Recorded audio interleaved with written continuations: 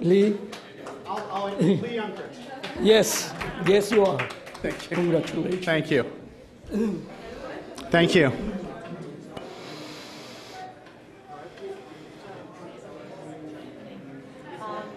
As a lot of us feel that we grew up, our children grew up, we have had this experience of watching Toy Story 1, 2, and 3, and it really moved us because of it. Do you hear that from a lot of people that it's, I know my kids were little when the first one came out, they're going on to college now, so it's exactly in sync, and I know lots of people.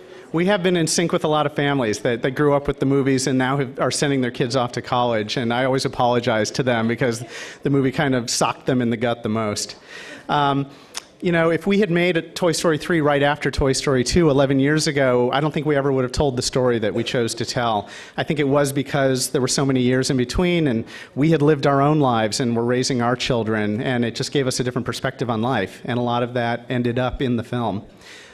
So I'm actually thankful that there ended up being such a delay between the two movies. We spoke to you at, over here? Over here? Okay. We spoke to you at the Hollywood Awards and also at the Critics' Choice Awards, and now we're here at the Golden Globes, and this film continues to get accolades and success. When we first spoke to you, you said you didn't necessarily think that people might like Toy Story 3. How does it feel now that this film continues to get so many amazing awards?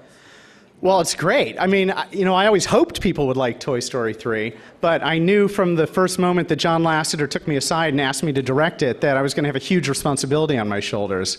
Not only to, you know, make a film worthy of standing alongside the first two, but to not disappoint anybody. Because the first two films were so dear to so many people, you know, I didn't want to go down in history as being the guy who made the cruddy sequel to the Toy Story movies. So, you know, I kind of call it fear-based filmmaking.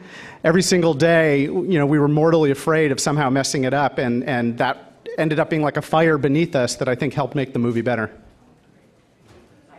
In all three of the films, correct me if I'm wrong, there was really no addressing the fact that this is a single mom raising two kids. I'm not sure if in the first one we know where Andy's father is.